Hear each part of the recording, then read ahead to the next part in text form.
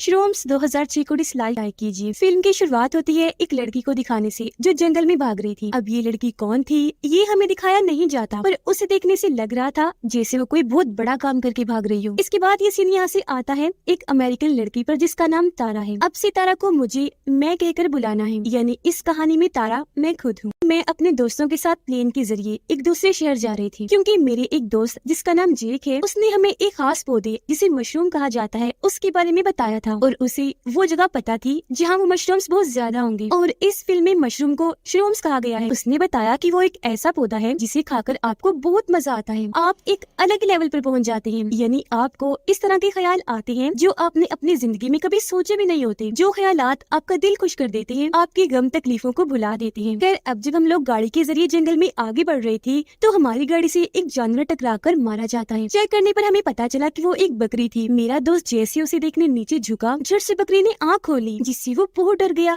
साथ ही उसे गुस्सा भी आ गया था। वो एक हथियार लेकर 3 से 4 बार उस पर वार करके मार ही देता है। उसकी इस हरकत पर सबको बहुत बुरा लगा, खास तौर पर मुझे। मैंने उसे कहा, किसी जानवर के साथ ये सलूक अच्छी बात नहीं, अगर कोई तुम्हारे साथ बिल्कुल ऐसे करे तो कैसे लगेगा तुम्हें। हमारी ये बात चल ही रही थी कि थोड़ी दूर झाड़ियों में 2 आदमी आकर खड़े हो जाते हैं, जिनके हाथ में कुल्हाड़ी थी, क्योंकि वो शिकार करने आई थी। दिखने में कैनिबल्स आदमखोर लग रही थी, इसलिए मेरे दोस्त जेक ने कहा कि अब से ये बकरी उनका खाना है। जिसके बाद वो खुद बकरी की टांग पकड़कर उनके सामने फेंकता है। वो दोनों उसे उठाकर काफी खुश हो गई, फौरन जंगलों में चले जाते हैं। और अब हम लोग आगे बढ़ के अपनी मंजिल तक आ गई थी, जहाँ हमें वो श्रूम्स ढूंढनी थी। यहाँ हम कैंपिंग करने का फैसला करते हैं, यानी टेंट लगाकर रहने का। पर इससे पहले जेक हम सबके मोबाइल्स ले लेता है, ये कहते हुए कि जब हम लोग श्रूम्स खा रहे होंगे, एंजॉय कर रहे होंगे, तो मैं नहीं चाहता कि मोबाइल्स की वजह से हम डिस्टर्ब हों। मोबाइल्स लेकर उसने गाड़ी में ही रख दिए और अब हम सारे लोग श्रूम्स ढूंढने लगे। मेरे 2 दोस्त जब श्रूम्स तोड़कर खाने लगे तो जेक उन्हें रोककर पहले श्रूम्स की खूबियां और खामियां बताने लगता है। कहता है कि जिस श्रूम के ऊपर काले रंग का निशान होगा उसे डेथ मशरूम कहा जाता है। तुम लोग गलती से भी उसे मत खा लेना, क्योंकि उसे खाकर या तो इंसान की फौरन ही दर्दनाक मौत हो जाती है, या अगर वो इंसान बच गया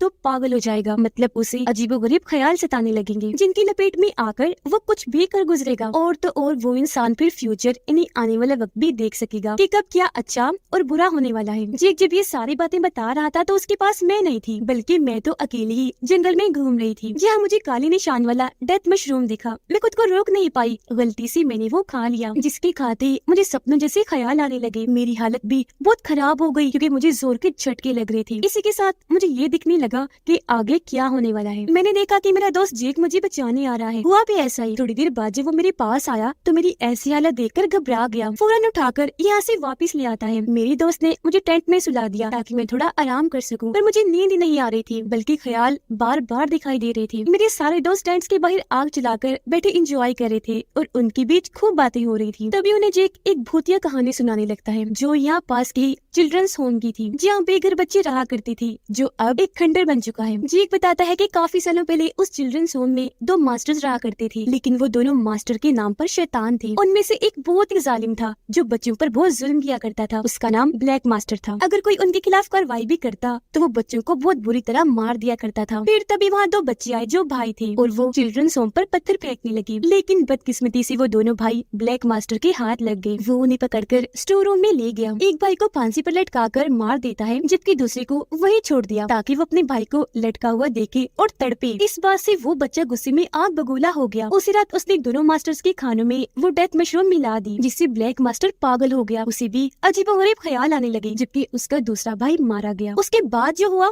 वो बहुत खतरनाक था। उसी रात 70 से ज्यादा लोगों को चीर फाड़ करके बड़ी बेरहमी से मार दिया गया, पर ऐसा किसने किया था कोई भी नहीं जानता था। अगली सुबह जब पुलिस छानबीन करने आई तो उन्हें वहाँ लाशों के साथ साथ वो बचा हुआ भाई मिला। सिर्फ एक लाश वहाँ से गायब थी, और वो थी ब्लैक मास्टर की। तभी से लोगों का मानना है कि आज भी इस जंगल और उस चिल्ड्रंस होम में ब्लैक मास्टर की आत्मा रहती है, जो यहाँ आए लोगों को बेरहमी से मारता है।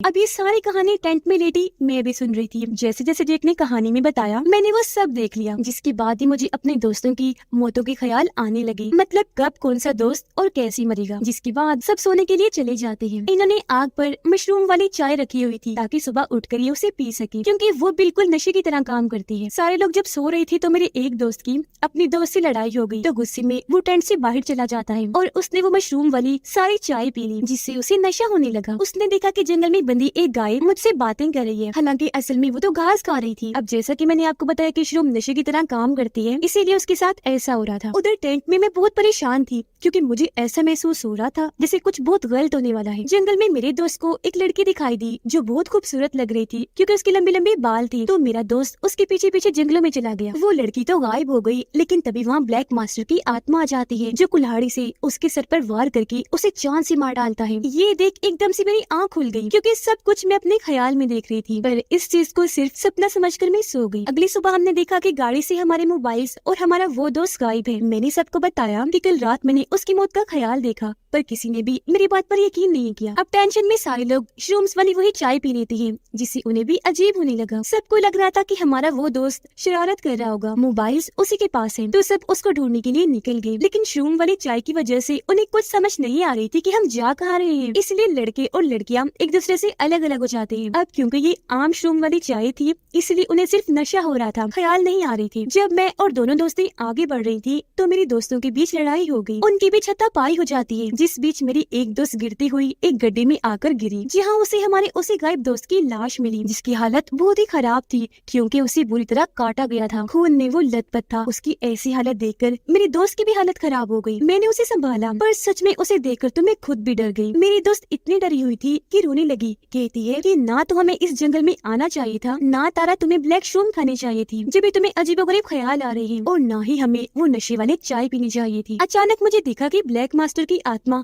हमारा पीछा करते हुए यहाँ आ रही है। मैं काफी डर गई क्योंकि ये चीज सिर्फ मुझे ही दिखाई दे रही थी। मैंने इस बारे में अपने दोस्तों को बताया, वो भी काफी डर गई और अब हम तीनों यहाँ से भागने लगी। भागते भागते मेरी एक दोस्त हमसे अलग हो गई। मैं भी तेजी से भाग रही थी और बार बार पीछे मुड़कर देखने की वजह से एक पेड़ से टकराकर नीचे गिर गई, जिसके साथ ही मुझे अपने उस दोस्त के बारे में ख्याल आने लगा जो हमसे अलग हो गई थी। मैंने देखा कि वो उन कैनिबल जैसे दिखने वाले भाइयों के घर पहुंच गई है। अचानक वहाँ फिर ब्लैक मास्टर आकर मेरी दोस्त पर हमला कर देता है। फिर अब ख्याल से बाहर आने पर मैं अपनी दूसरी दोस्त के साथ आगे बढ़ी और हम नदी किनारे आ गए, जिसकी दूसरी तरफ जेक और दूसरा दोस्त खड़े थे। जेक हमें कहने लगा कि जल्दी से चिल्ड्रंस होम पहुंचो ताकि वहाँ जाकर हम मदद बुला सके और यहाँ से निकल जाएं। इसी बीच मुझे अपनी उस दोस्त का ख्याल दोबारा आने लगा जो उन भाइयों के घर चली गई थी। मेरी दोस्त ब्लैक मास्टर से बचते हुए वहाँ से बाहर निकल आई थी। वो वहाँ से भागकर नदी में आ गई थी। इससे पहले कि आगे बढ़ पाती, ब्लैक मास्टर की आत्मा उसका पीछे करते करते यहाँ आ गई और मेरी दोस्त को कुल्हाड़ी से काट कर मार दिया और लाश को नदी में ही फेंक दिया। ये ख्याल देखते ही मैंने अपनी दोस्त को कहा कि जरा नदी चेक करो। जब मेरी दोस्त ने ऐसा किया तो उसी पानी में हमारी दोस्त की लाश मिली, जो देख वो बहुत डर गई। वो हैरान भी थी। उसने मुझसे पूछा कि तुम कैसे जानती थी कि इसकी लाश पानी में है। तब मैंने उसे बताया कि जब से मैंने वो ब्लैक श्रूम खाया है, मुझे हर किसी के ख्याल आ रहे हैं कि किसकी मौत कब और कैसी होगी, और इस हिसाब से अगला नंबर मेरा ही है। ये सुनकर मेरी दोस्त काफी डर गई क्योंकि वो सोच रही थी कि अगर वो मेरे साथ रही तो भी मौत ही मारी जाएगी। इसीलिए मुझे अकेले ही छोड़कर वो यहाँ से चली गई। पर उल्टा ही हुआ। वो नदी के रास्ते से जब आगे बढ़ रही थी, अचानक पानी में ब्लैक मास्टर की आत्मा आ गई। उसने मेरे इस दोस्त को भी कुल्हाड़ी से मार दिया। फिर जब मैं आगे बढ़ी तो मुझे भी नदी में अपने इस दोस्त की लाश मिली, जिससे मैं भी काफी डर गई और फौरन चिल्ड्रंस होम आ गई। यहाँ जेक और उसका दोस्त मदद के लिए सिग्नल भेजने के लिए जब रेडियो ढूंढ रही थी तो ब्लैक मास्टर यहाँ आकर जेक के दोस्त को भी मार देता है। ऐसा करने के बाद ब्लैक मास्टर ने जेक पर भी हमला किया, पर बिना सोचे समझी वो जल्दी से बाहर आया और छत से नीचे कूद गया। पर इस वजह से उस बेचारे की एक टांग बुरी तरह टूट गई। दर्द की वजह से वो बहुत चिल्ला रहा था। उसकी आवाज सुनकर मैं जल्दी से वहाँ आई, उसे कंधे का सहारा देकर आगे बढ़ने लगी। थोड़ा आगे जाने पर मुझे महसूस हुआ जैसे ब्लैक मास्टर यहीं आसपास है, इसलिए मैंने जेक को वही पेड़ के सहारे खड़ा किया और खुद कुल्हाड़ी लेकर ब्लैक मास्टर का काम तमाम करने निकल गई। जिस दौरान पेड़ के ऊपर से ब्लैक मास्टर नीचे आकर जेक पर हमला कर देता है। उसकी आवाज सुनकर मैं फौरन वहाँ आई, पर तब तक काफी देर हो चुकी थी क्योंकि ब्लैक मास्टर जेक को मार चुका था। मैं जोर से चिल्लाई और तभी इधर ब्लैक मास्टर आकर अब मेरे पीछे पड़ गया। उससे बचने के लिए मैं भाग रही थी, लगातार वो भी मेरा पीछा कर रहा था। अचानक ही वो मेरे सामने आ गया। मैं जैसे उसे टकराई, स्क्रीन ब्लैक हो गई और मैं बेहोश। जब मुझे होश आई तो मैंने देखा कि मुझे सर्वाइवर यानी आखिरी जिंदा बची हुई समझकर एम्बुलेंस में ले जाया जा रहा है। साथ ही पुलिस उन दोनों कैनिबल जैसे दिखने वाले भाइयों को शक की बुनियाद पर अपने साथ ले जा रही थी, क्योंकि पुलिस का मानना था कि सारे खून उन्होंने ही किए। अब मुझे जब एम्बुलेंस ले जाया जा रहा था तो डॉक्टर के फोन की घंटी बजने लगी। उसने जब चेक किया तो फोन मेरे नंबर से आ रहा था। ये देखकर मुझे शुरू से लेकर अब तक सारे ख्याल नजर आने लगे, जिसके साथ साथ ही यहाँ कहानी का सस्पेंस भी खत्म होगा और कहानी एक नया मोड़ लेगी। मैंने ख्याल में देखा